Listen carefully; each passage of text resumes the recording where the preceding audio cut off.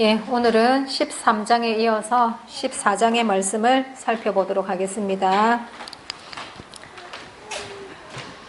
자, 12장과 13장의 내용을 또 간략하게 정리하면서 14장으로 이어가 보도록 하겠습니다.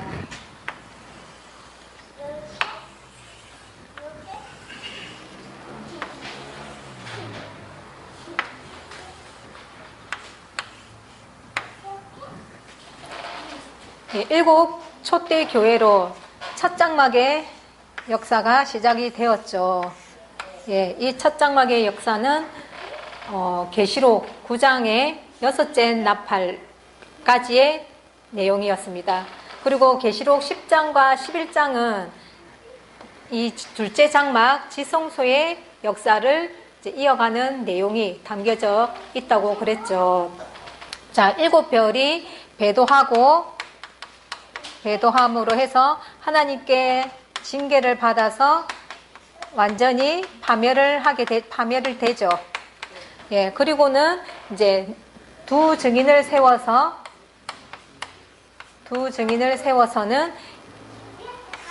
끝난 여기의 역사를 이제 바톤을 이어서 지성소 둘째 장막의 역사를 이어가게 된다고 그랬습니다. 자, 이렇게 이제 두 증인을 통해서 둘째 장막의 역사를 이어가고 시작을 둘째 장막의 역사를 시작하게 됨으로 해서 이제 여섯째 나팔, 둘째 화가 끝이 나고 일곱째 나팔이 불려졌다 그랬죠. 예. 자, 이 일곱째 나팔의 역사는 이 지성소 둘째 하늘에 속한 내용이다라고 말씀을 드렸습니다. 그래서 이 지성소에 해를 입은 여자가 아이를 배워서 해산하게 됨으로 해서 크게 부르짖고 있었고, 또 일곱 머리 열 뿔의 용이 들어와 있었고, 또 이 여자가 낳는 아이가 있었죠. 예. 자, 이 여자가 이제 이 아이를 낳게 됨으로 해서 이제 이 일곱 머리가 붉은 용이 이 아이를 집어삼키기 위해서 들어왔다 그랬잖아요. 왜 그랬냐 보니까 이 아이는 장차 만국을 철상으로 다스릴 아이라고 하니까 이 붉은 용이 제일 싫은 사람이 누구겠습니까? 이 아이가 제일 싫겠죠. 그래서 이 아이를 잡으려고 왔지만은 이 아이는 결국 어디로 올라가게 됩니까? 예, 하나님의 보좌 앞으로 올려가게 됩니다. 그리고 이 용은 이제 이 아이를 집어삼켜야 자기 세상을 뺏기지를 않게 되니까 계속해서 자기가 다스려 갈 수 있으니까 이 아이와 전쟁을 벌이지요. 그러나 어떻게 됩니까?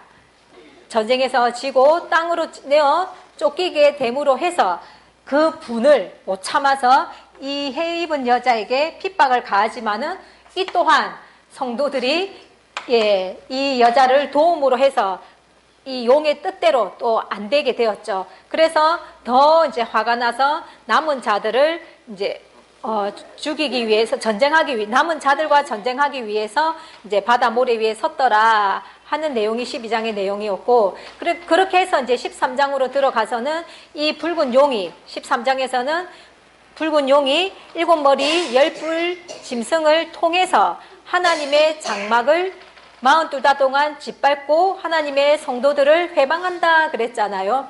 자, 거기서의 하나님의 장막, 곧 하늘이라는 곳은 어디였습니까?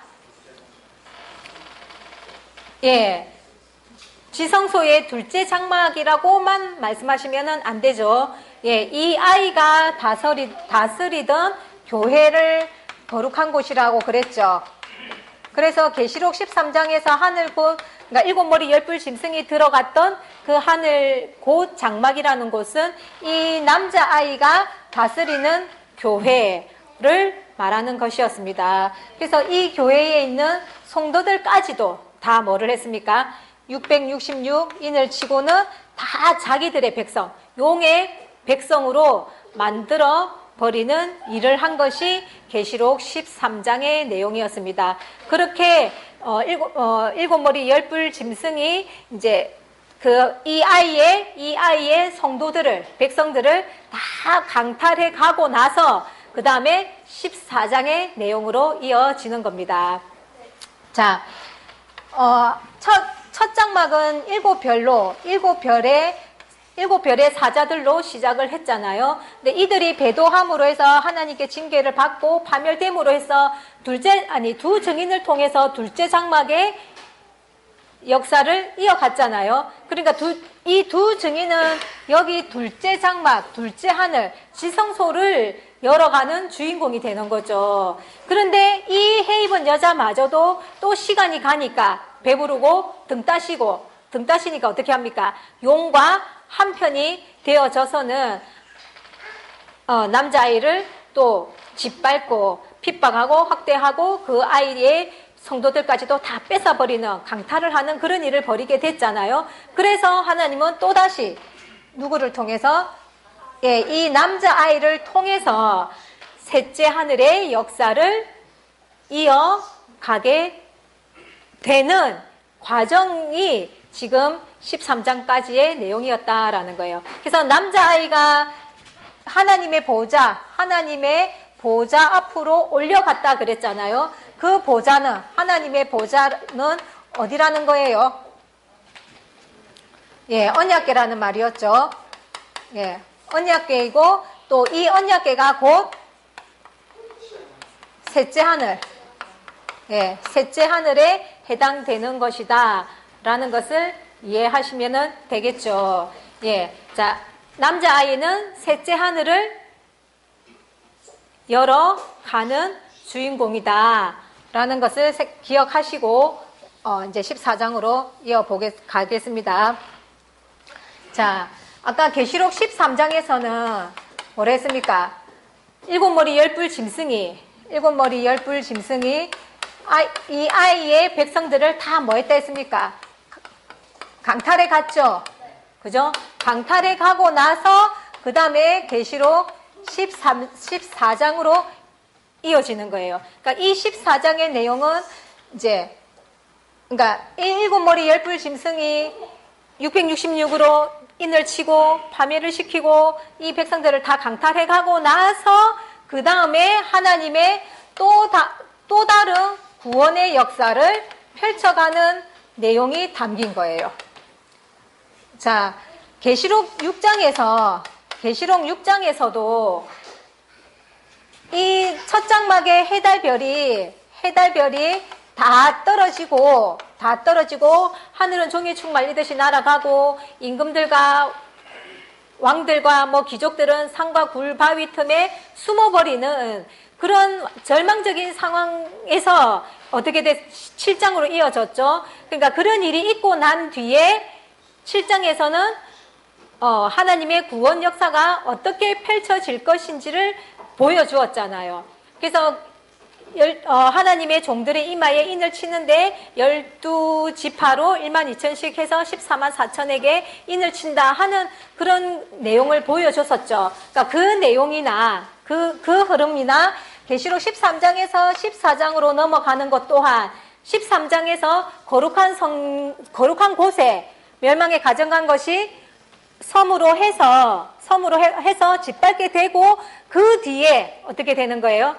이제 그 뒤에 하나님이 또 다른 구원의 역사를 이제 보여주는 그러한 내용이 담겨 있더라라는 거예요. 그러니까 6장에서 7장으로 넘어가는 흐름이나 13장에서 14장으로 넘어가는 흐름이나 같다는 거 아시겠죠? 그래서 그런 흐름을 생각하시면서 이렇게 또 이제 하나씩 살펴보도록 하겠습니다. 자, 14장 1절에 보시면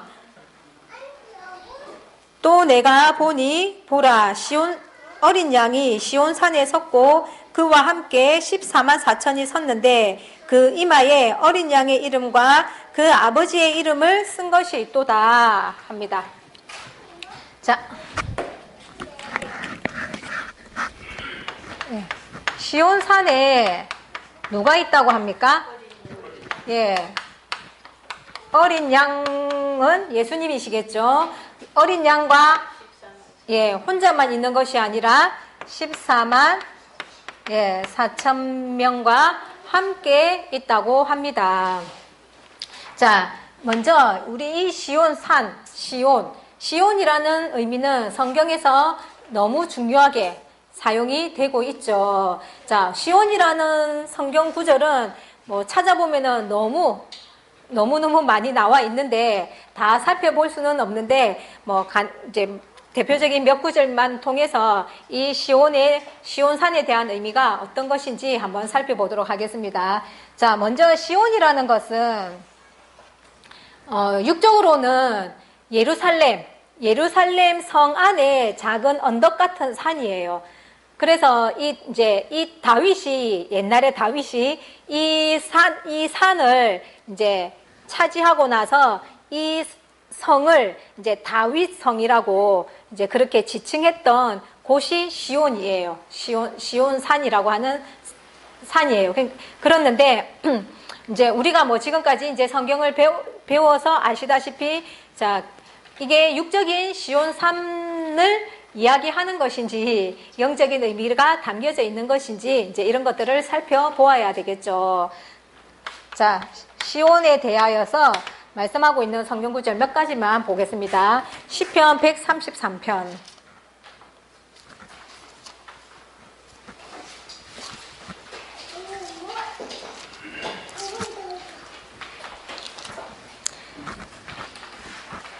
시편 133편에 보시면 형제가 연합하여 동거함이 어찌 그리 선하고 아름다운고 머리에 있는 보배로운 기름이 수염 곧 아론의 수염에 흘러서 그 옷깃까지 내림 같고 헐몬에 있으리 시온의 산들에 내림 같도다. 거기서 여호와께서 복을 명하셨나니 곧 영생이로다. 좋은 말씀인 것 같죠. 시온의 산들에서 하나님께서 복을 명하셨대요. 근데 그 복이 뭐냐 보니까 영생이라는 거예요. 영생. 자, 이 시온산에서 하나님이 복을 내리는데 영생이라는 복을 내린다. 그러면은 하나님의 복을 받고 싶으면, 그러니까 이 구절대로라면 하나님의 복을 받기 위해서는 어디를 가야 되는 거예요? 그렇죠. 시온산에 가야 되는 거잖아요. 그러니까 이 말씀대로라면 시온산에 가야 되는데 우리는 다 어디 앉아서 복 받기를 기도합니까? 각자 집에서 또는 각자 교회에서 이렇게 하고 있죠. 자, 이런 말씀과도 한번 좀 대조를 해봐야 되겠죠. 또 이사야 2장 2절에는 많이 찾아본 거니까 이거는 안 찾겠습니다. 말일에 여호와의 전에 산이 하나 선다 그러죠. 이 산이 하나 서는데 이 산에서는 율법이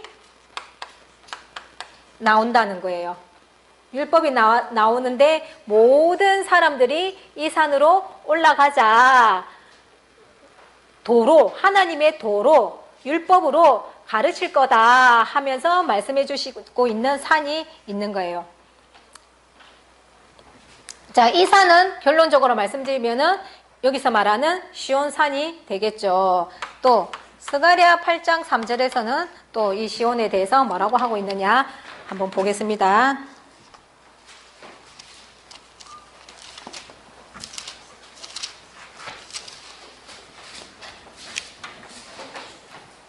예, 8장 3절에 나 여호와가 말하노라 내가 시온에 돌아왔은즉 예루살렘 가운데 거하리니 예루살렘은 진리의 성읍이라 일컫겠고 만군의 여호와의 산은 성산이라 일컫게 되리라. 하나님께서 말씀하시기를 내가 어디로 돌아온다는 거예요? 하나님께서 시온으로 돌아온다는 거예요. 그러면은 지금 하나님이 시온에 계신다는 거예요? 안 계신다는 거예요? 그렇죠. 안 계시니까 돌아오신다라는 말씀을 하시는 거겠죠. 그리고 시온을 뭐라고 합니까? 성산이라 일컫게 되리라. 예, 우리 교회가 성산교회인데, 예, 시온산, 계시록 14장의 시온산 다 연결이 되죠. 자, 그러면 하나님께서 시온산으로 돌아온다. 이 말은 예언이겠죠. 그죠? 예, 계시록에서도 계시록 1장 8절에서도 하나님이 어떻게 한다 했습니까? 온다 그랬잖아요. 그죠? 하나님과 예수님과 천군 천사들과 순교자의 영혼들을 다 데리고 온다고 했잖아요. 그러면은 하나님이 오시는데 어디로 오신다는 말인 거예요? 예, 시온으로 온다는 뜻이 되겠죠. 그러면은 지금 이 시온산에 어린 양이 서 있다라고 말씀을 하고 있는 것을 보니까 이미 구약에서부터 예수님께서는 재림을 하시는데 그 재림의 장소가 어디라는 것을, 예, 시온이라는 것을, 시온산이라는 것을 예언해놓고 있다는 것을 우리가 성경을 통해서 확인해 볼 수가 있는 것입니다. 자, 그래서 이 예언대로 예수님께서는 시온산으로 오실 것을 또 이 계시록을 통해서 뭐 해놓은 거예요? 똑같이, 예, 구약에서와 같이 똑같이 지금 예언을 해놓았는데, 그렇다면은 이 예언이 이루어진다고 한다면은 예수님이 재림하실 장소는 어디라는 것을 우리가 알 수 있는 거예요? 예, 시온산인 것을 알 수가 있는 거죠. 그러면은 예수님의 재림을 기다리고 예수님을 만나고 싶다면은 만남의 장소가 어디가 돼야 되는 거예요? 예, 그러니까 그런 것쯤은 알고 우리가 예수님도 기다려야 하고 예수님 만나기를 소망해야 되겠죠. 자, 문제는 이 시온산이 아까도 어떤 의미로 해석되어지는지가 알아야지 우리가 다른 시온산을 찾아서 그곳에 갈 수가 있지 않겠습니까? 자, 이 어린 양을 만나고 싶어서 시온산에 가려고 한다면 이 시온산을 뭘 갖고 찾아야 되겠습니까? 시온산이라고 하니까 시온산을 찾기는 찾아야 되는데 이제 이 시온산을 뭘로 찾을까요? 지도 보고 찾으면 될까요? 이제 지도 보고 찾으면 어디 가야 되는 거예요? 예, 그렇죠. 이스라엘의 예루살렘으로 가야 되는 거예요. 그렇죠? 그러나 지금 계시록 상에서 지금 말씀을 하고 있는 것이라면은 계시록은 1장부터 22장까지가 드라마처럼 연결되어져 있다 그랬잖아요. 그러면은 이 사건의 순서를 따라가다 보면은 무엇이 나오겠습니까? 그렇죠. 시온산이 나오겠죠. 그렇게 찾아야 된다라는 거예요. 이 한 구절만 딱 떼가지고, 시온산, 어이구, 예루살렘으로 가야 되겠네. 이렇게 하면은 안 된다라는 겁니다. 예. 자, 그러면은, 왜 이제 시온산에, 예수님이 오신다라고 했고, 또 지금 이 14장은 13장 다음에 14장이 지금 연결되어져 있잖아요. 그러면은 왜 13장 뒤에 이 14장의 시온산에 대해서 말씀을 하고 있는지 그 순서를 예수님께서 살아 계실 때 하신 말씀을 통해서 살펴보도록 하겠습니다. 자, 마태복음 24장 15절에 예수님께서 살아 생전에 말세에 일어날 일을 미리 예언을 해 놓으셨죠. 자, 마태 24장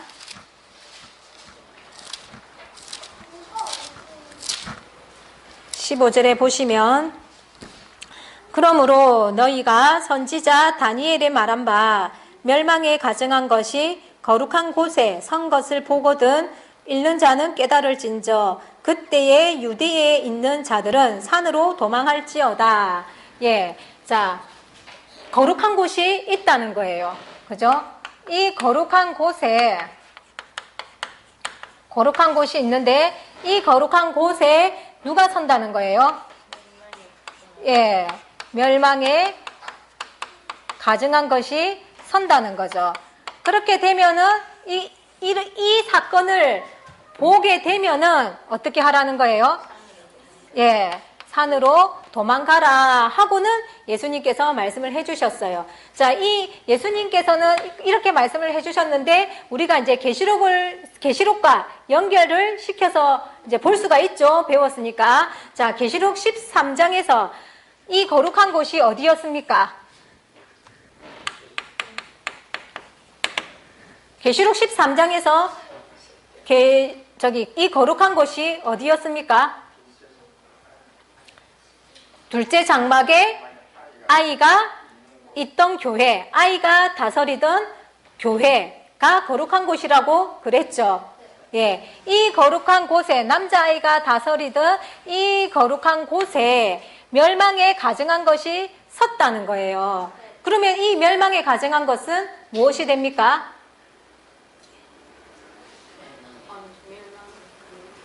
누굽니까? 13장에서 하늘곳 장막에 누가 들어갔습니까?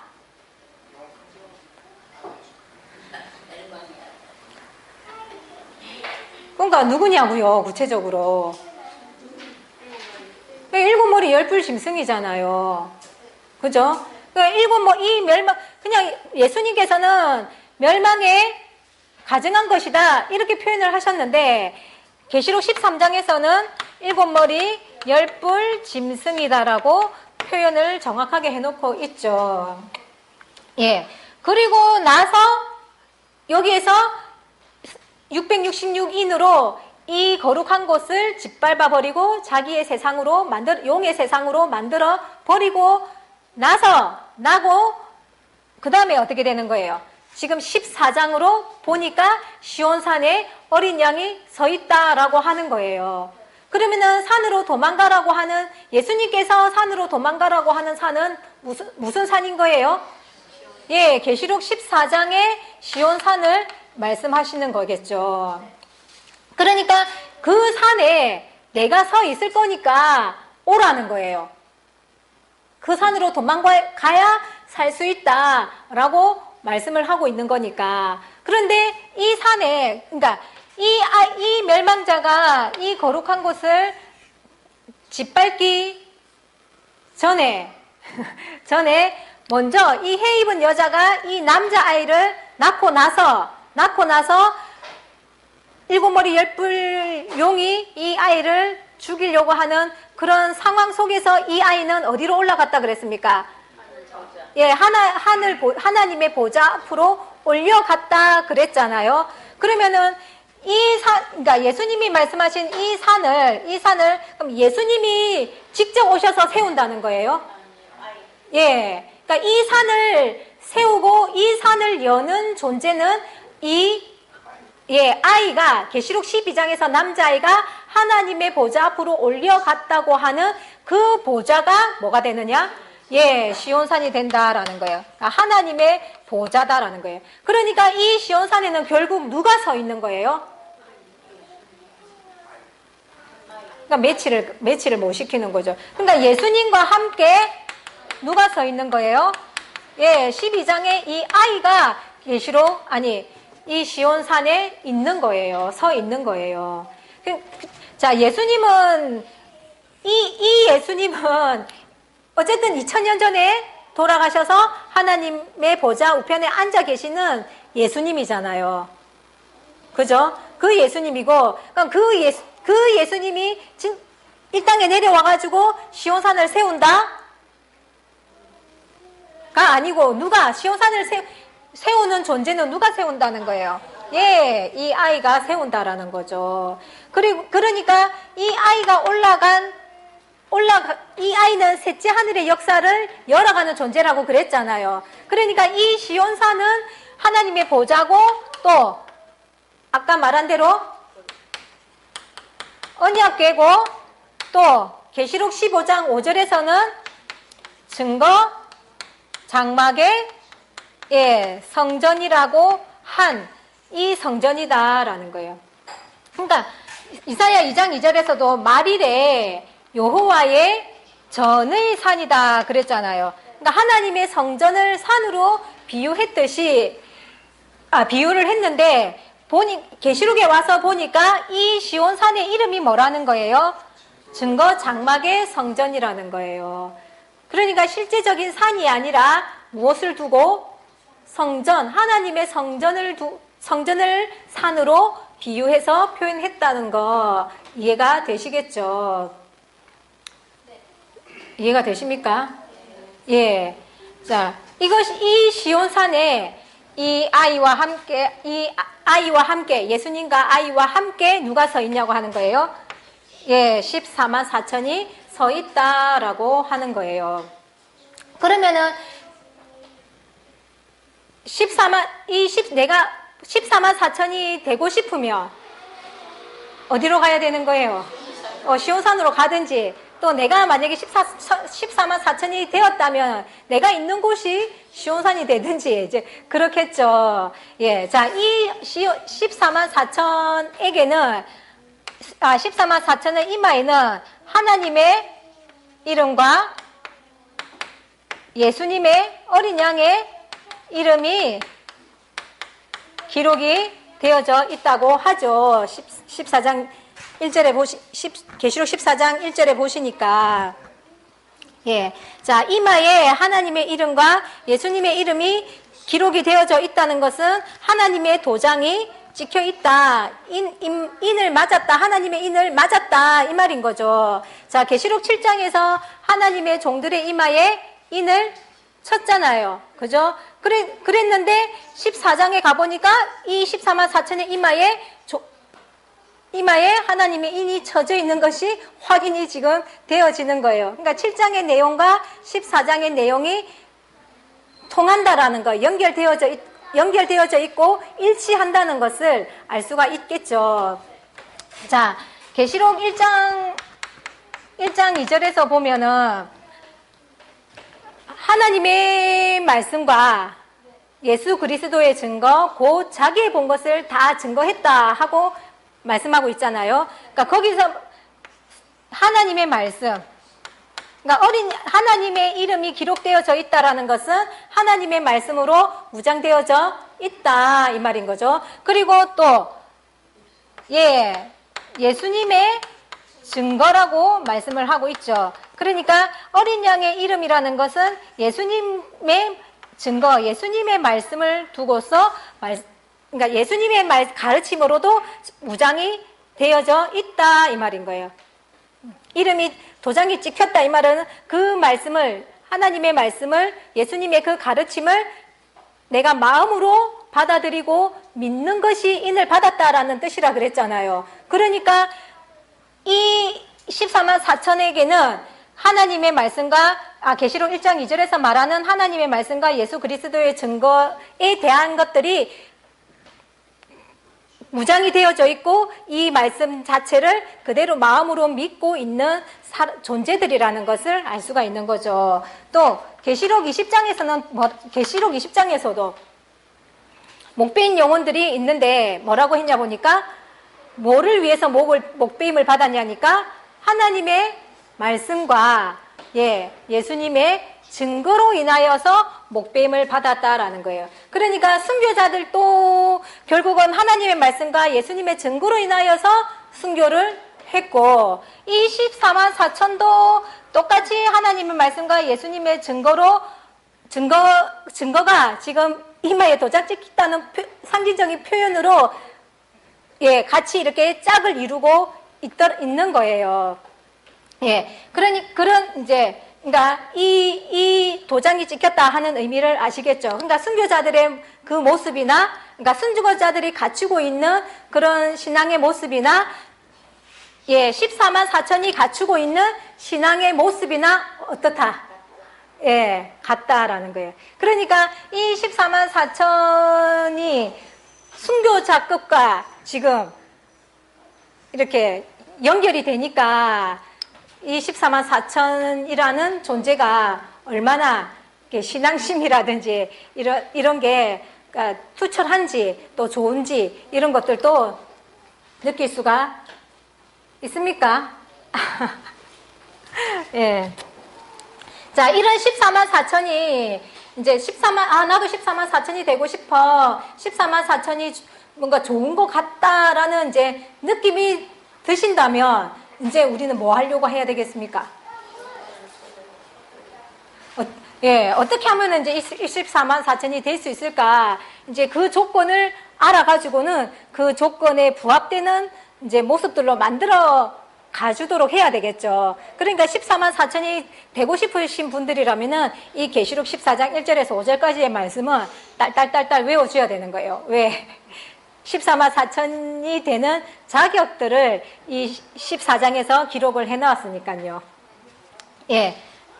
자, 1절 이해되십니까? 예. 이렇게, 시온산에 어린 양과 14만 4천이 하늘에서 나는 소리를 들으니 많은 물소리도 같다. 큰 내성도 같다. 예, 뭐 많은 물소리. 산에 가서 물이 많은 물이 이렇게 콸콸콸콸 흐르면은 어떻습니까? 천둥 소리 같습니까? 뭐 어쨌든 간에 뭐 이렇게 진짜 뭐 귀가 멍멍하고 그렇잖아요. 그죠? 그렇고 또 내성도 같다 이러니까 내성 뭐 말 그대로 내성이 이제 천둥 소리니까 좀 뭔가 무서운 느낌이 드시죠. 예, 또 검은 고 타는 소리 이러면은 어떤 느낌입니까? 좀 예, 좀 뭐 부드럽고 은은한 어떤 멜로디가 흐르는 이제 그런 것이 연상이 되잖아요. 그러니까 이 14만 하늘에서 나는 소리를 했잖아요. 14만 4천들이 모여가지고 14만 4천이 모여서 이야기를 하니까 작은 소리로 이야기하더라도 그 작은 소리가 모이니까 어떻게 했습니까? 그렇죠. 시끌벅적한 소리, 웅성웅성하는 소리처럼 들리겠죠. 예, 그런 소리가 이제 많은 물소리 같다라는 거예요. 그러니까 웅성웅성하니까 뭐라 하는지는 잘 모르겠죠. 근데 이제 가까이 가서 이렇게 들어보면 무슨 말을 하는지를 알겠죠. 예, 이제 그런 소리, 그러니까 14만 4천이 모여가지고 이제 작은 소리로 모여서 말하는 그 소리를 이제 표현을 그런 식으로 이제 뭔가 알아듣지 못하게 웅성웅성하는 그런 느낌을 이제 그렇게 표현을 해놓은 거예요. 그리고 뭐 이제 우리가 계시록을 이렇게 공부를 하니까 일곱 머리 열불 짐승이 어떻고 저떻고 하니까 좀 어떻습니까? 뭐 무슨 그리스 신화 이야기 같은 느낌도 나면서 좀 무서운 느낌도 나면서 그렇잖아요. 예, 그런 느낌. 그러나 이 계시록의 말씀이 이해가 되고 뭘 말씀하시고자 하는지 이해가 되고 받아들여지는 사람의 입장에서는 이 말소리가 예. 그러니까 지금 계시록의 말씀을 이렇게 강론을 하고 있는데 이 강론하는 소리가 많은 물소리처럼 들리는 사람도 있을 것이고 또 내성같이 들리는 사람도 있을 것이고 그러나 그 중에서도 이렇게 알아듣는 사람들은 진짜 검은고 타는 소리같이 그렇게 아름다운 소리로 들릴 것이다 라는 거예요. 자, 그러니까 여러분들의 귀에는 어떻게 들리십니까? 예, 검은고 타는 소리처럼 들려야겠지요. 예, 자 3절, 다음 3절과 4절과 5절의 말씀은 아까 이제 14만 4천의 그런 자격, 14만 4천이 갖추어야 할 그런 자격에 대해서 이제 말씀을 하고 있는 것인데, 자, 정리를 해보겠습니다. 자, 이 14만 4천은 어떤 자들이라고 합니까? 3절에서 보니까. 예, 새 노래를 부른다 그러죠.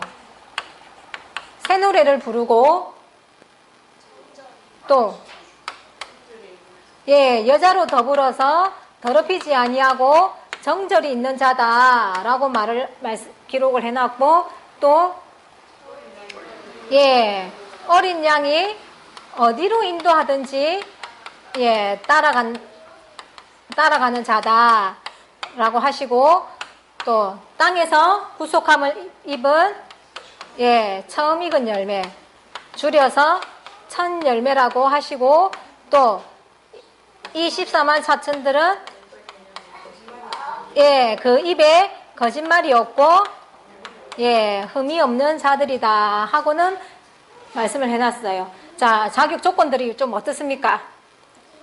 쉽습니까? 따라갈 만한 것 같습니까? 의미를 알아야 또 따라가든가 말든가 하죠. 예, 자, 먼저 이 14만 4천들은 새 노래를 부르는 자들이라는 거예요. 자, 그러면은 이제 이 새 노래가 뭔지를 알아야 또 부를 거 아니에요. 그쵸? 자, 먼저 이 새 노래를 이해하기 위해서 노래라는 의미부터 이제 이해를 해보겠는데요. 자, 계시록에는 지금 이제 요 14장에서 새 노래라는 표현이 정확하게 있는데, 노래의 종류가 새 노래를 포함해서 세 종류가 있죠. 자, 계시록 15장 3절에 보시면은 어떤 노래가 나옵니까? 예, 모세의 노래가 있고, 예, 그 다음에 어린 양의 노래가 있고, 그 다음에 예, 우리가 지금 14장에서 말하고 있는 새 노래, 이렇게 세 종류의 노래가 있습니다. 자, 모세의 노래, 그러니까 모세가 노래를 불렀다는 뜻일까요? 예, 그럼 모세가 노래를 불렀다면 모세가 어떤 노래를 불렀는지, 예, 성경을 통해서 보면 우리가 이해할 수 있겠죠. 신명기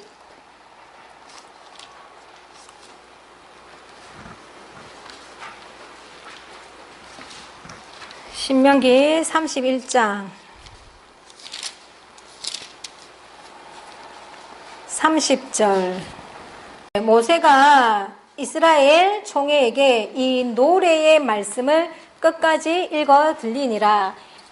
이 노래의 말씀을 읽어 줬다는 거죠, 모세가. 예. 이 노래의 말씀, 그러니까 노래가 뭐라는 거예요? 그렇죠, 말씀이라는 거죠. 그러니까 이 노래의 말씀을 읽어줬다는 이 노래의 말씀은 뭐를 말하는 걸까요? 여기에서?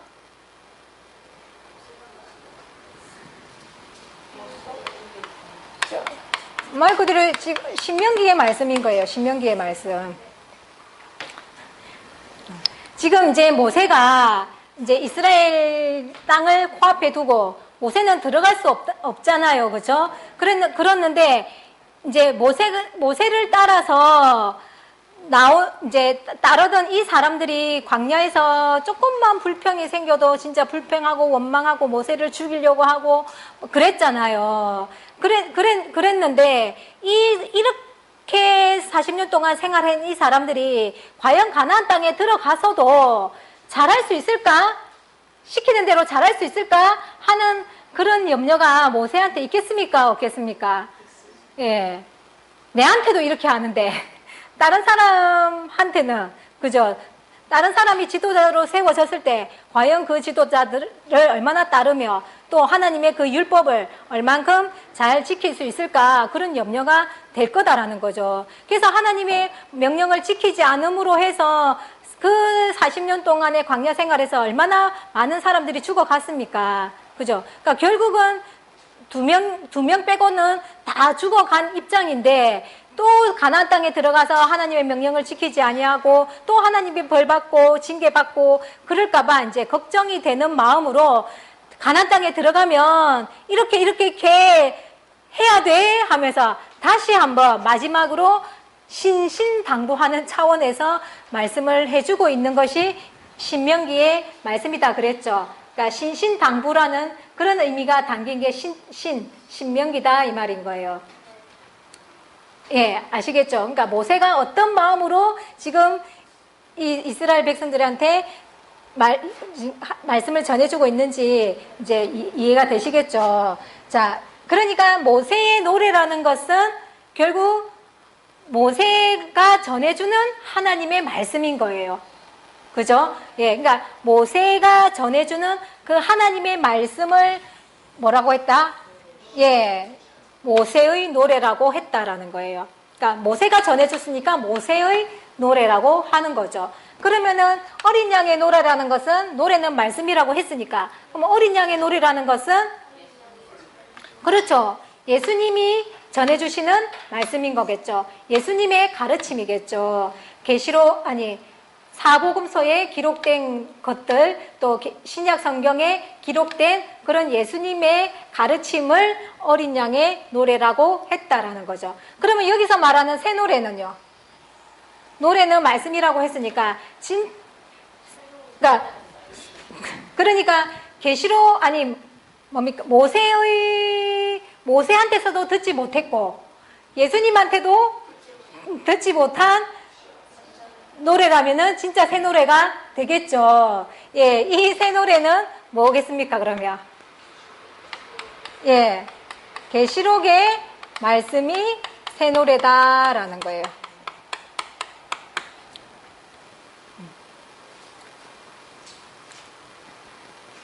자, 이 계시록에 대해서는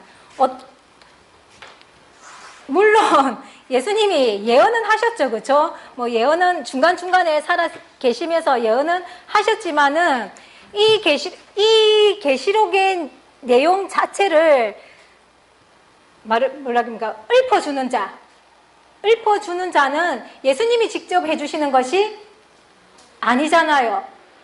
그죠? 예. 모세의 노래라는 것은 모세가 직접, 알려줬잖아요. 직접 모세가 직접 알려주고, 예수님도 예수님께서 직접 해주셨는데, 그러면 이 새 노래는 누가 불러주는 걸까요? 예수님이 직접 오셔서 불러줄까요? 아니겠죠. 예. 계시록 22장 16절에 뭐랬습니까? 예수님께서 교회들을 위하여 내 사자를 보낸다 그랬잖아요. 예. 그러니까 예수님이 보내는 하나님의 사자를 통해서 이 계시록의 말씀이 흘러나온다라는 거죠. 물론 그 전에 이 새 노래는 두 증인의 입을 통해서 먼저 시작이 됐어요. 맞죠? 예, 두 증인을 통해서 먼저 불려지기 시작을 했는데, 완전한 계시록의 말씀은 누가? 예, 예수님이 보내는 이 사자에 의해서 완전하게 불려진다라는 거예요. 그러면은 이 사자는 누가 되겠습니까? 그러니까 계시록만을 전해주는 목자가 따로 있다는 거죠. 이게 계시록 22장의 표현인데 예수님이 교회들을 위해서 이미 예수님이 사자를 보내서는 이 계시록을 증거해 주게끔 이제 예수님께서 이미 설정을 그렇게 해 놓았는데, 이 사자는 우리가 이제 앞에 내용과 연결시켜 본다면은, 시온산에 어린 양과 함께 아이가 서 있다 그랬잖아요. 그죠? 이 하나님의 보좌 앞으로 올려간 이 아이와 예수님이 보내는 사자와 연결시키면은 되겠습니까? 예. 그러니까 이 아이의 입에서 나오는 그 말씀이 무엇이라는 거예요? 예, 새 노래다라는 거예요. 그러니까 이 새 노래를 14만 4천들은 부른다는 거예요. 새 노래를 듣는다는 거예요. 예, 듣기만 하는 게 아니라 부른다라는 거죠. 그럼 새 노래를 부른다는 것은 무슨 뜻입니까? 가르친다는 뜻이죠. 예, 그러니까 새 노래를 듣기만 해서 되는 것이 아니라 가르칠 수 있도록 자라가야지만이 14만 4천이 될 수 있는 거예요. 나는 기똥차게 잘 들어. 이래가지고는 안 됩니다. 기똥차게 잘 불러야 되는 거지. 예. 이렇게 이제 노래를 14만 4천들은 다 함께 새 노래를 부르는 자들이라는 거예요. 그랬는데 이 새 노래를 부르는데 각기 입맛대로 부르면 될까요? 안 될까요? 안 되겠죠. 계시록 22장 18절에 보시면은 이 예언의 말씀을 하나라도 더하거나 빼지 말라 그랬죠. 예. 그러니까 이 아이가 가르쳐 주는 이 새 노래를 14만 4천이 배워서 배운 그대로 똑같이 불러야 되는 거예요. 아이가 부르는 대로 똑같이 불러야지. 나만의 발성법 이래 따르게 부르면 되겠습니까? 안 되겠습니까? 예. 그러니까 한 사람이 한 단어만 다르게 표현해버리면은 1000명이면 몇 개예요? 1000개의 단어가 달라지는 거예요. 그러면 나중에 저 밑에 가서는 계시록의 내용이 예, 완전히 딴판이 돼가 있는 거예요. 그래서 똑같이 부를 수 있도록 그렇게 만들어져 가야 되는 건 거예요. 예. 자, 이 새 노래 잘 부르도록 또 공부합시다. 예. 자, 다음에 이제 이 14만 4천은 이제 여자로 더불어서 정절을 지키는 자다 이랬죠. 예. 정절. 한눈 팔면 안 되고 딴짓하면 안 된다 이 말인 거겠죠. 예. 자, 정절을 지킨다. 여자로 더불어서 정절을 지킨다 이랬죠. 자, 그러면은 우리 여자 배웠죠? 계시록 12장에서도 해입은 여자 나왔잖아요. 여자 무엇이었습니까? 하나님의 말씀으로 젖먹이고 양육시키는 하나님의 말씀을 전해주는 목자를 여자로 비유했다는 거 말했잖아요. 그래서 목자로 더불어서 정절을 지켜야 된다 이 말인 거죠. 자, 예수님 때를 상황을 놓고 얘기를 해보면은 예수님 때, 이제 예수님 시대 때, 신약 시대 때에 예수님도 계시고 또 수많은 종교 지도자들이 있었죠. 서기관들도 있었고, 바리새인들도 있었고, 사두개인들도 있었고, 그죠? 예, 대제사장, 율법사들, 많은 종교 지도자들이 있었잖아요. 예수님이 겉보기에는 좀 허접해 보이지만은 예수님도 목자고, 교회를 치리하시는 목자고, 서기관들, 바리새인들, 사두개인들도 각자 교단을 치리하는 목자들이잖아요. 그죠? 그러니까 이렇게 수많은 목자들이 있는데 이제 우리가 아는 입장에서 본다면은 누구만이 참 목자예요? 예, 예수님만이 참 목자잖아요. 맞죠? 그러니까 내가 예수님을 만나기 전에는 이 사람들 밑에 있을 수밖에 없으니까 그거야 이제 어쩔 수가 없는데, 그러나 예수님이 오셔서 예수님의 가르침을 통해서 예수님이 하나님의 아들이고 우리의 참 목자다라는 것을 영접하게 된다면은 그때부터는 이제 누구만 따라야 되는 거예요.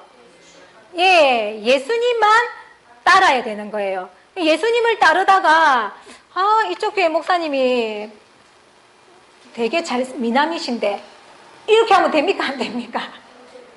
예. 그러니까 수가성 여인이 남편이 5이 있었다라고 할 때도 수가성 여인이 그 남편은 실제적인 남편이 아니라 예, 말씀을 찾기 위해서, 진리를 찾기 위해서 이 목자, 저 목자한테 다녔던 사람이라 그랬잖아요. 그렇게 했지만은, 그전에는 그렇게 했지만은, 진짜 참 목자인 예수님을 만나게 되면은, 이제는 예수님의 가르침에 올인해서 예수님의 가르침만 따르는 그것이 뭐다는 거예요? 정절을 지키는 거다라는 거예요. 그럼 오늘날에도 수많은 교단이 있고, 교회들이 있고, 목자들이 있잖아요. 그렇죠? 그러면은 이렇게 수많은 목자들이 있는데, 그러면은 내가 정절을 지켜야 할 목자가 어떤 목자냐라는 거예요. 그 목자 선정이 되어야지, 예, 정절도 지킬 수가 있는 거죠. 근데 통일교 목자한테 가서 정절을 지켰어요. 자기는 정절을 지킬 존재라고 생각해서 지켰는지는 모르겠지만은, 하나님 보시기에는 어떤 거예요? 아닌 거잖아요. 그러니까 아닌 거잖아요. 그렇죠? 그러니까 이 시대에 또 이 14만 4천도 계시록의 시대, 예수님의 재림의 시대에 만들어지는 이 14만 4천이라는 존재들이 지키는 그 정절. 그러니까 누구를 향해서 이 정절을 지키겠냐라는 거예요. 그죠? 예. 자, 시온산에 예수님이 서 계시고 이 시온산을 여는 존재인 이 아이가 있잖아요. 그죠? 그러면은 이 아이는 예수님께서 보내는 계시록을 전하는 사자란 말이에요. 그러면은 이 계시록의 말씀을, 재림 때에 되어질 말씀을 하나님의 구원 역사에 필요한 모든 말씀은 누구를 통해서 나오겠습니까? 예, 아이를 통해서 나오게 된다면 이 아이가 예수님이 세우는 아이니까 참 목자가 되는 거겠죠. 그러면은 이 목자를 내가 만나기 전에야 정죄를 지킬 수가 있습니까? 이 참 목자를 만나기 전까지 정죄 지키면 안 되는 거예요. 이 교회, 저 교회 다녀봐야 되는 거예요. 그러다가 내가 옳거니 이제 만났어 하고 이 계시록 12장에 이 아이를 만나게 되면 그때부터 이제 이 아이를 향해서는 정절을 지켜야 된다라는 거예요. 그런 정절을 지키는 자들을 14만 4천은 그렇게 정절을 지키는 자들이다라는 거예요. 어떠한 것에도 한눈 팔지 않고 오직 그 아이와 생각을 같이 하고 사상을 같이 하고 신앙을 같이 하는 그런 존재들의 모임이다 생각하시면 되는 거죠. 이렇게 이제 이 아이의 그러니까 이 예수님을 이제 만약에 예수님을 이제 만났으면 예수님의 가르침에 우리가 이제 온전히 순종을 하겠죠. 그죠? 그것이 뭐예요? 어린 양이 어디로 인도하든지 따라간다라는 뜻이다라는 거예요. 그러면 오늘날로 말씀을 드리면은 이 아이, 먼저는 진리를 만나야 될 거 아니에요. 이 아이를 통해서 진리를 먼저 만나고 또 이 아이에게서 나오는 이 말씀을 믿고 그 말씀을 온전히 순종하는 것이 무엇이다? 어린 양이 어디로 인도하든지 따라간다라는 뜻이 되는 거다라는 겁니다. 그리고 이렇게 정죄를 지키고 어린 양이 어디로 가든지 따라가는 이러한 자들을 향해서 예수님께서 뭐라 하셨냐니까 첫 열매다. 처음 익은 열매다라고 하는 거예요. 그러면 그전에는 익은 열매가 있다는 거예요? 없다는 거예요? 예. 하나님의 성경 역사는 아담 때로부터 시작해서 예수님의 재림까지 지금 오늘날까지 어쨌든 6,000년이 흘러왔잖아요. 그렇죠? 그랬는데 이 첫 열매라는 말은 이 계시록에서 처음 나오는 거예요. 그러면은 이 14만 4천을 향해서 첫 열매라고 했다면은 이 계시록 시대에 살아가는 이 14만 4천한테만 해당되는 이야기니까 그전에는 이렇게 그동안의 신앙, 6,000년 동안 신앙을 해왔던 그 사람들한테서는 첫 열매가 있다, 없다? 없다는 뜻도 되는 거예요.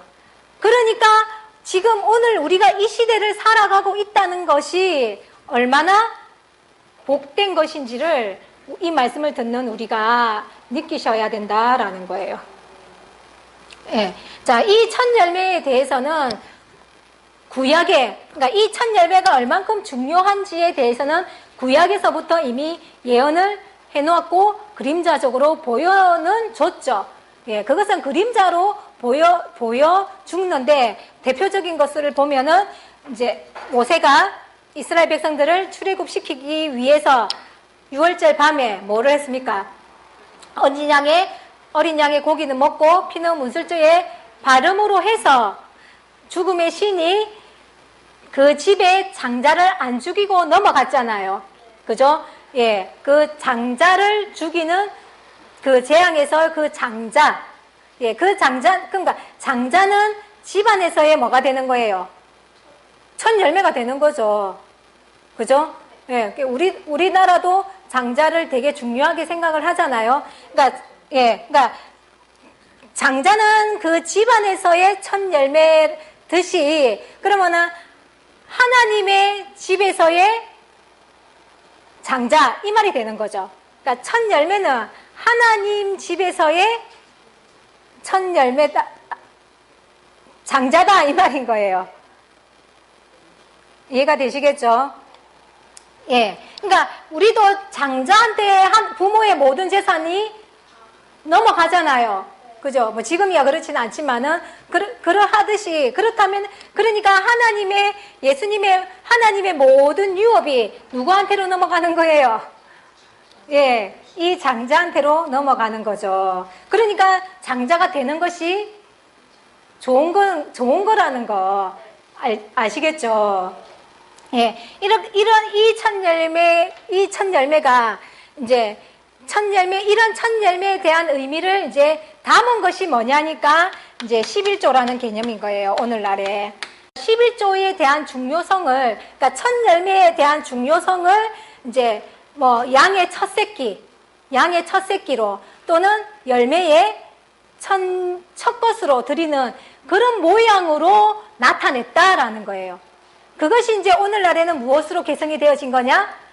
예, 11조로 개성이 되어진 거예요. 그러니까 11조는, 그러니까 양의 첫 새끼를 바치든, 곡식의 첫 열매를 바치든, 11조를 바치든, 그것은 모양은 다르지만은 의미하고자 하는 바는 무엇을 소망하고, 예, 하나님 집에 장자가 되기를 소망하는 마음을 담아서 하는 것이 11조다 이 말인 거예요. 그래서 예수님께서도 11조도 하되 그 11조에 대한 의미도 버리지 말라고 하셨죠. 그런데 이제 지금 보면은 11조는 하는데 뭐는 없어요. 예, 11조의 의미는 없어져 버렸다는 거죠. 11조의 의미가, 그 사람들이 말하는 11조의 의미는 뭡니까? 11조 많이 하면 집 산다, 뭐 이런 거. 그죠? 그게 완전 의미가 되어버린 거지, 성경적인 의미는 없어져 버렸다라는 거예요. 예, 그런 상태로, 하나님의 말씀이 우리 마음에 담겨져 있지 않은 상태로 신앙생활을 하는 거니, 그게 하나님을 믿는 겁니까? 하나님을 무시하는 겁니까? 약 올리는 겁니까? 예. 자, 이런 첫 열매들은 그 입에 거짓말이 없고 흠이 없다라는 거예요. 그러니까 얼마나 높은 수준을 요하는지 알겠죠? 예. 자, 우리가 우상을 배웠을 때도 우상은 말을 하지 못한다 그랬잖아요. 근데 우상이 거짓 목자였는데 뭐 거짓 목자들이 말을 못합니까? 그러니까 진리를 말하지 못하는 것이 말하지 못한다는 뜻이었잖아요. 그런 것처럼 그 입에 거짓말이 없다는, 일단은 핵심 포인트 우선순위는 뭐냐? 말씀에 대해서 거짓이 없다 이 말인 거예요. 잘못된 말을 전하지 않는다는 거죠. 예, 하나님의 의도 그대로를 가지고 있는 사람들, 그 뜻을 변개하지 않았다 이 말인 거죠. 예, 아까 11조 같은 경우에도 아까 이런 의미가 담겨져 있었다 그랬잖아요. 근데 이 첫 열매에 대한 의미는 없어져 버리고 복 받는다더라, 집 산다더라, 이렇게 되면은 하나님의 뜻이 어떻게 된 거예요? 변개된 거죠. 이게 뭐예요? 거짓말을 하는 거라는 거죠. 예, 그러니까 14만 4천들은 거짓말이 없고 흠이 없다. 예, 그러니까 어쨌든 이러한 조건들을 다 갖춰야지만이 내가 14만 4천에 들어갈 수가 있는 것이니까, 얼마나 하나님께서는 그러니까 높은 차원을 요구하시는지를 우리가 이제 볼 수 있는 대목이다라는 거예요. 예. 자, 뭐라 합니까? 각 교단마다, 각 교회마다 1등급 신앙인들이 모여 있다 생각해 보세요. 좀 연상이 되십니까? 예. 그러니까 그런 진짜 참다운 신앙인들, 1등급의 신앙인들의 모임이다라고 생각을 해보시면은 또 쉽게 와닿을 수가 있겠죠. 자, 이렇게 이제 14만 4천의 자격에 대해서 알아보았습니다. 자, 이러한 것들을 명심하시고, 예, 안 되지만은 또 열심히 노력해 가봐야 되겠죠. 자, 이제 6절로 넘어가겠습니다. 자, 다른 천사가 무엇을 가졌다고 합니까? 영원한 복음을 가졌다 그러죠. 예. 자, 하나님을 두려워하며 하나님에게 영광을 돌려라. 왜?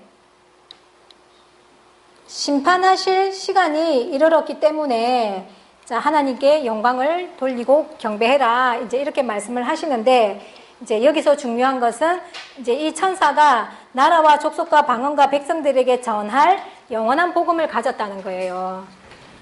영원한 복음.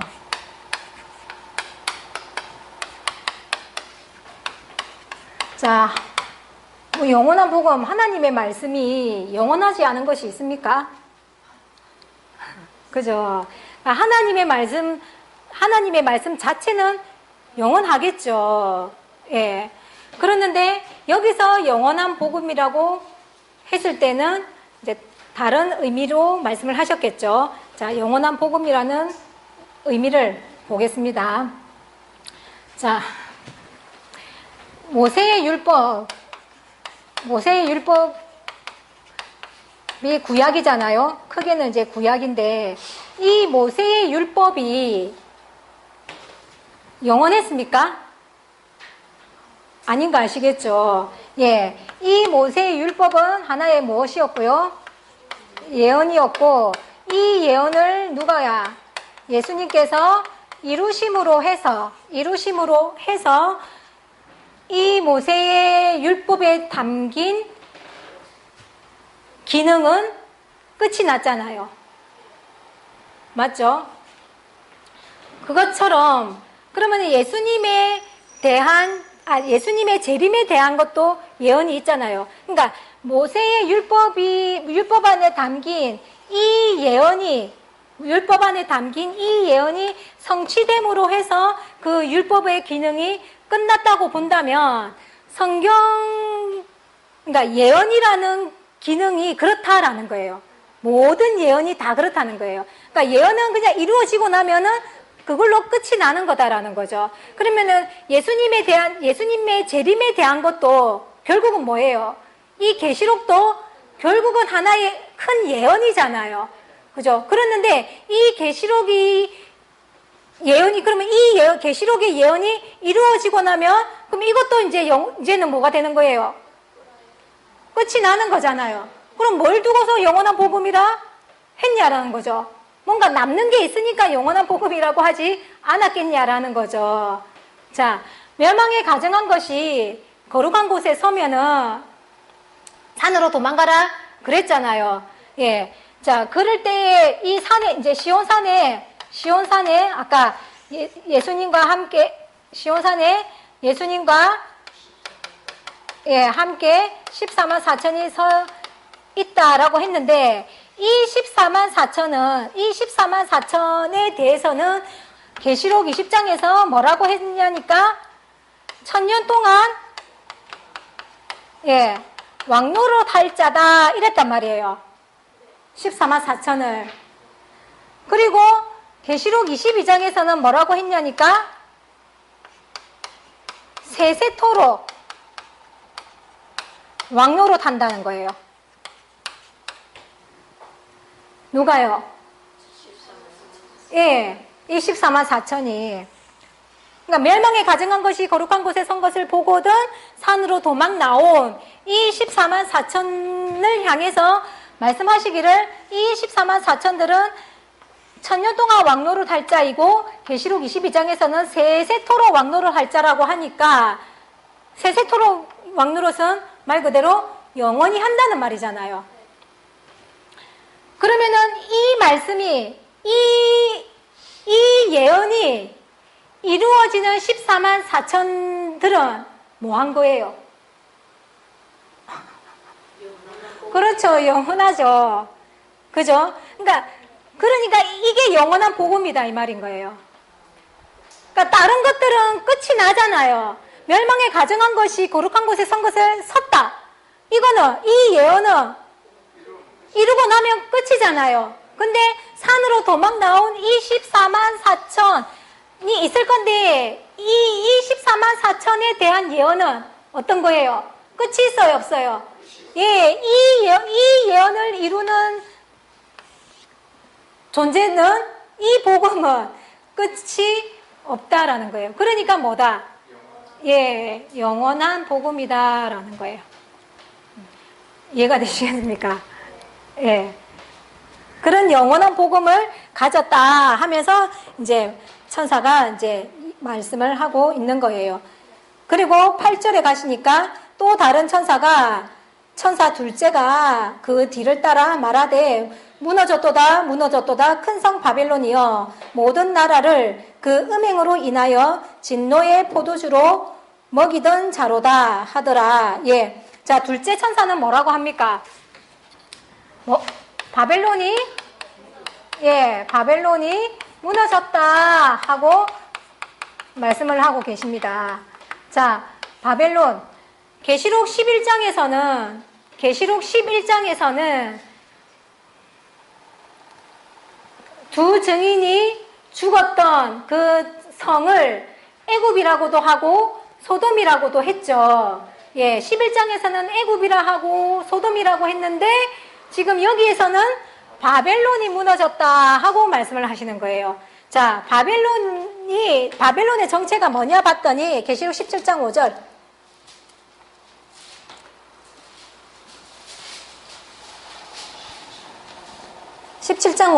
그 이마에 이름이 기록되었으니 비밀이라 큰 바벨론이라 땅의 음녀들과 가정한 것들의 엄이라 하였더라.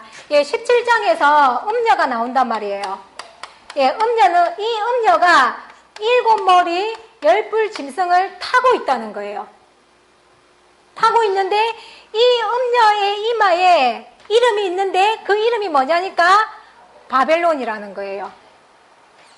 그러면은 이 음녀가 7머리 10뿔 짐승을 타고 있으니까 7머리 10뿔 짐승과 음녀가 다 뭐라는 거예요? 바벨론이다 이 말인 거겠죠. 네. 자, 이 바벨론을 뭐 한다는 거예요? 이 바벨론이 무너진다 하고 말을 하는 거죠. 예. 자, 계시록 12장에서 이 남자아이가 용과 전쟁을 벌였잖아요. 벌였는데 이 용이 졌죠. 지고 땅으로 쫓겨나고부터는 이제 이 용의 기세가 이제 밀리기 시작하는 거예요. 기세 등등했던 기세가 이제 밀리기 시작하는 거예요.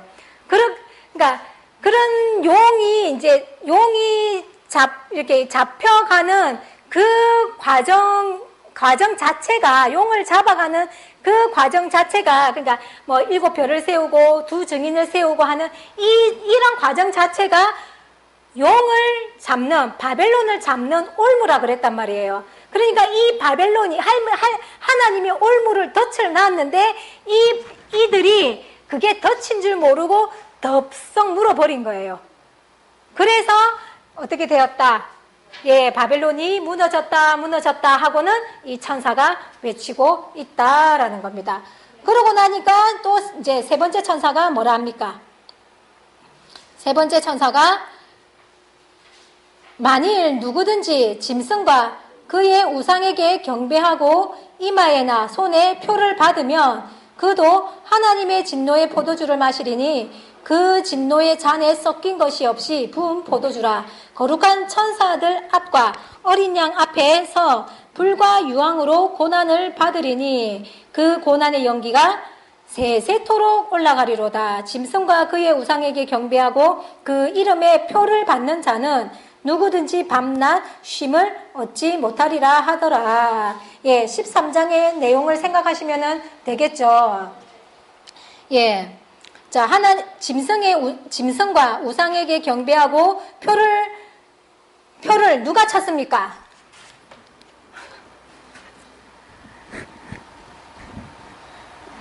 짐승에게 경배하고 이 표를 받은 자들이 누굽니까?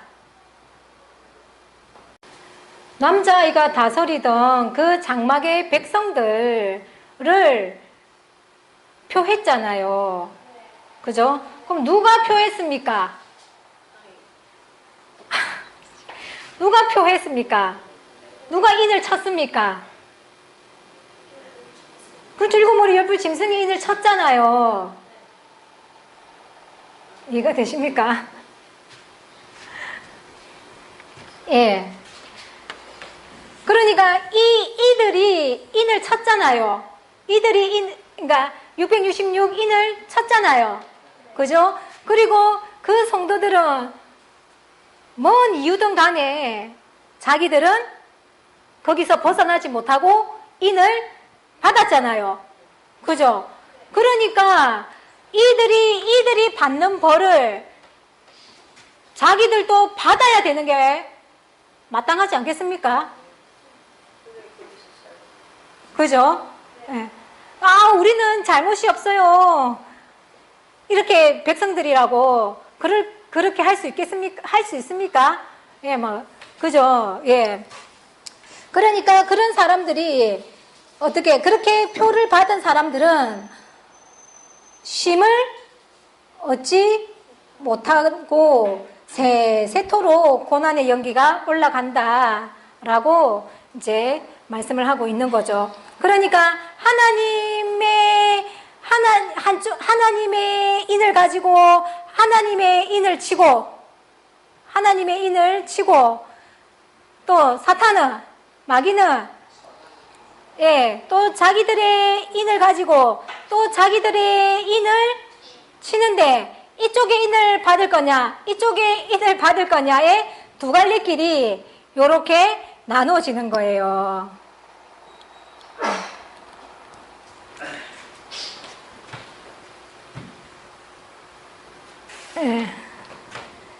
자, 어쨌든 간에 표를 받으면 어떻게 된다는 거예요? 표를 받은 자들은 고난의 연기가 세세토록 올라가고 쉼을 얻지 못하는 고통을 얻게 되니 의미는 그냥 이해가 되시겠죠?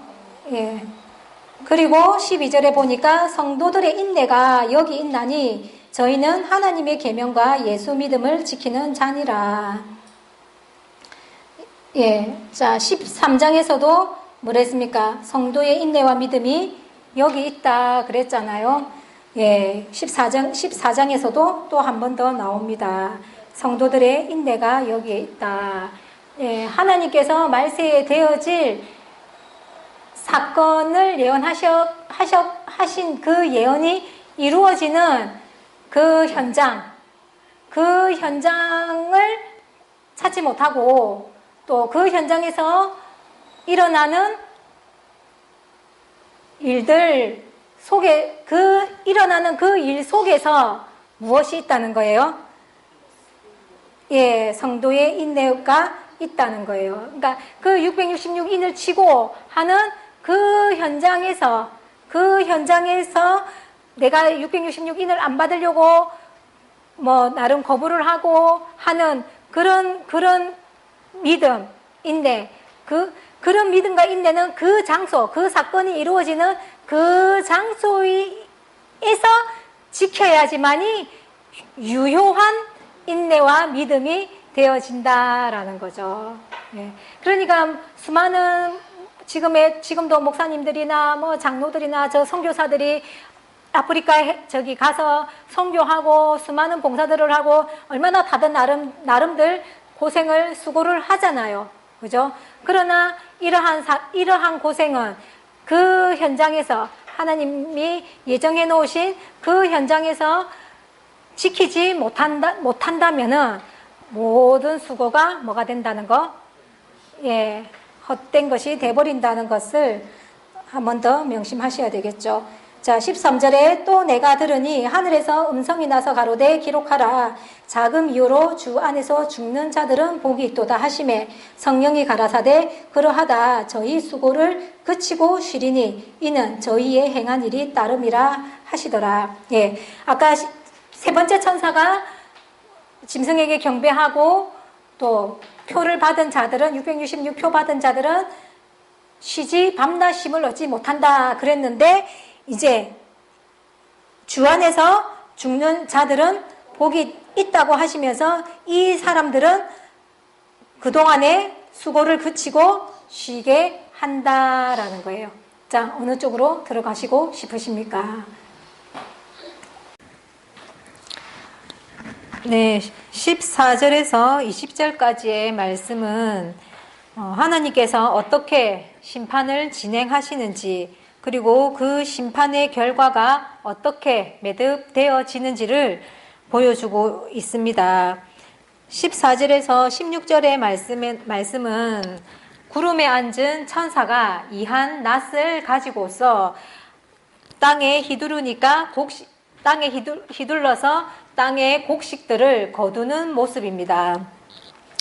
그리고 17절에서 20절의 말씀은 또 천사가 이한 낫을 가지고 이제 포도송이를 거두는데, 이 포도송이를 진노의 큰 포도주 틀에다 던진다라는 거예요. 그렇게 포도주 틀에 던지니까 그 틀에 포도주가 밟혀서는 어떻게 된답니까?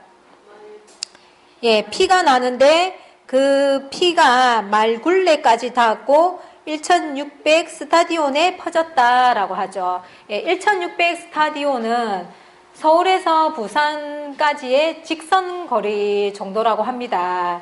그러니까 그 포도주 틀에 밟혀서 터져 나온 그 피가 서울에서 부산까지 거리에 되는 거리를 말굴레까지, 말의 입까지 가득 피가 차서 그렇게 그 정도의 거리를 피가 흐른다라고 하고 있으니 그 피가 얼마나 많이 나와야지 그렇게 쌓여서 흐르겠습니까? 예. 자, 이 말씀은 또 예수님께서도 말씀을 해 주셨어요. 자, 마태복음 13장에 한번 보겠습니다. 마태복음 13장 24절 이하로 보겠습니다.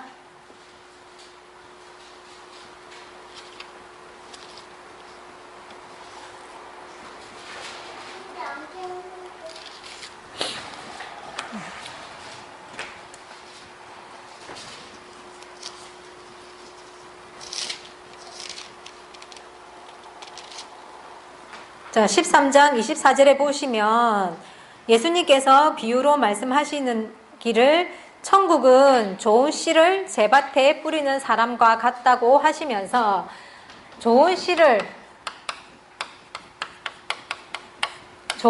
뿌리고 한쪽에서는 가라지를 한 밭에다가 뿌린다고 합니다. 그리고 이제 이 뿌려진 씨가 자라고 곡식을 맺게 되니까 추수 때가 되어서 추수를 하는데, 알곡은 곡간에 담고 가라지는 단으로 묶어서 불사른다라고 말씀을 하고 있죠. 이 말씀을 천국의 모습에다가 빗대어서 말씀을 해주고 계시는데, 예수님께서 해석을 해주시기를 이 추수 때는 세상 끝이다 라고 해석을 해주시고 계세요.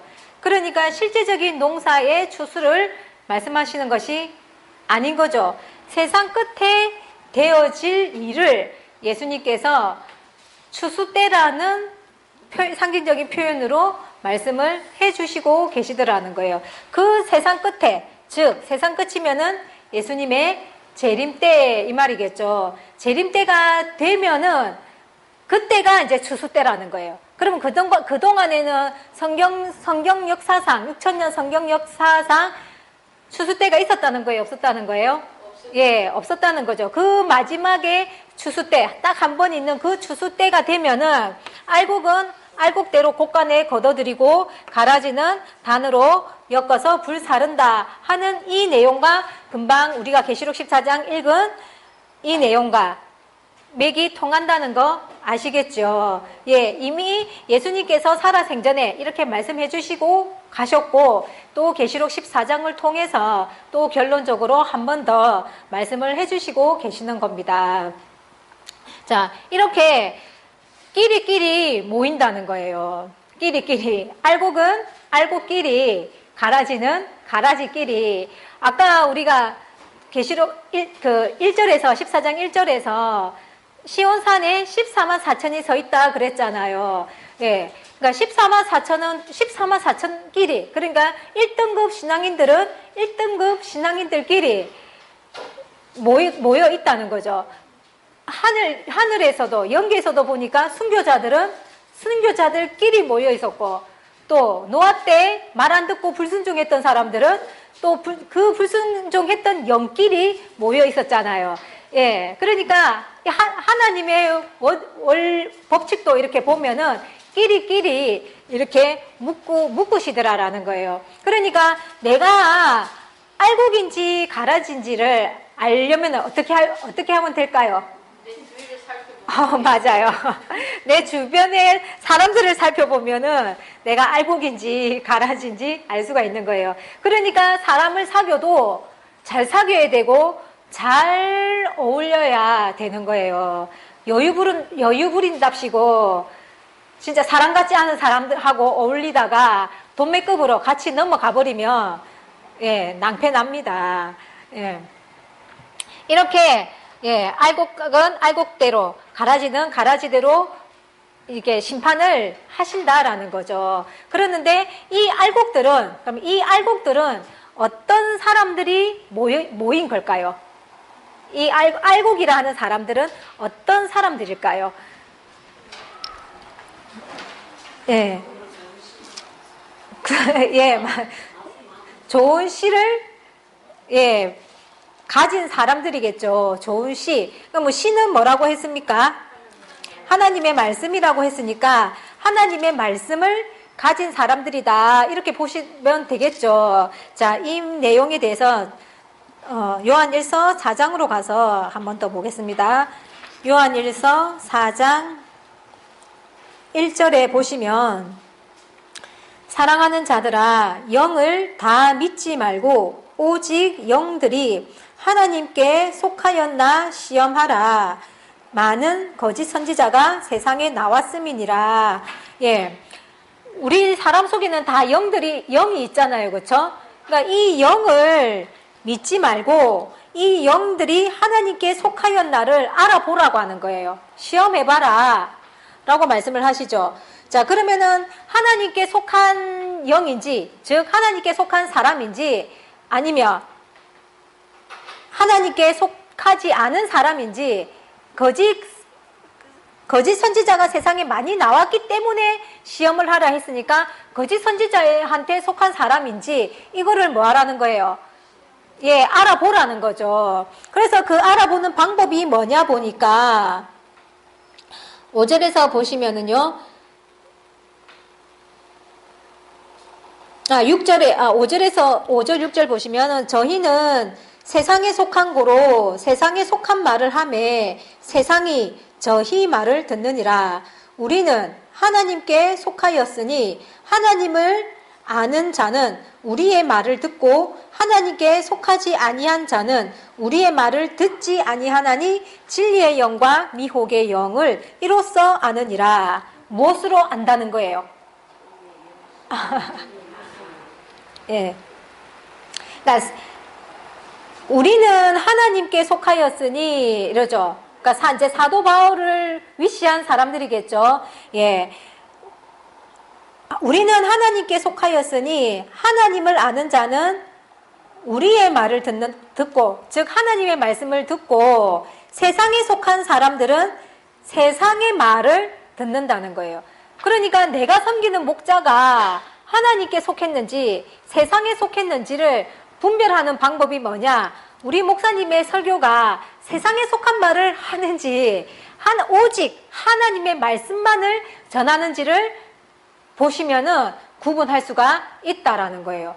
또 성도들도 목사님이 세상 말을 하는데 그 세상 말이 재밌어서 따라가는 사람도 있을 거 아니에요. 그런 사람이 있고 또 하나님의 말씀을 듣기를 원하는 사람이 있을 거다라는 거예요. 그렇게 하나님의 말씀을 듣느냐 세상의 말을 쫓아가느냐에 따라서 내가 하나님께 속하였느냐 세상에 속했는지를 알 수가 있더라라는 거죠. 그러면은 아까 알곡들은 하나님의 말씀을 가진 자, 좋은 씨를 가진 자라 그랬잖아요. 그러니까 알곡들은 오직 뭐를 가진 자?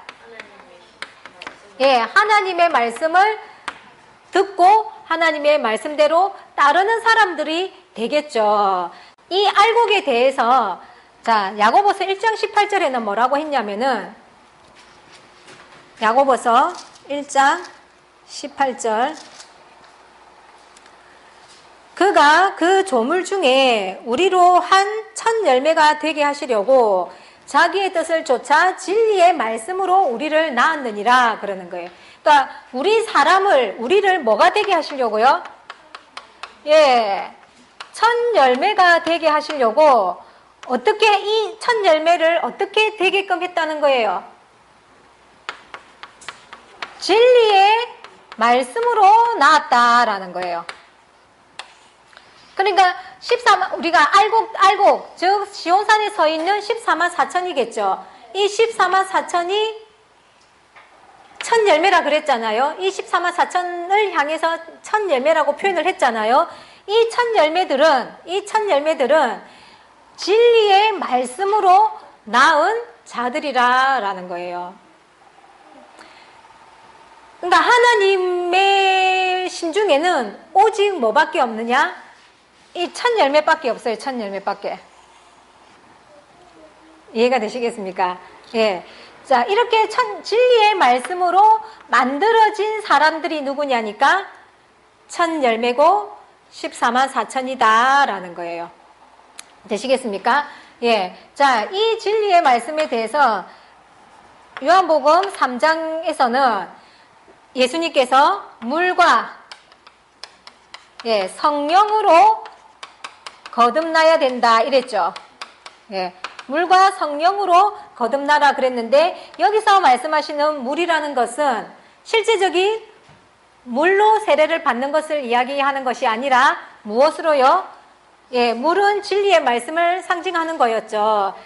진리의 말씀으로 거듭이 나야 된다라는 뜻이었다는 거죠. 먼저는 진리의 말씀으로 거듭나고 그 다음에 무엇으로 거듭나야 되느냐?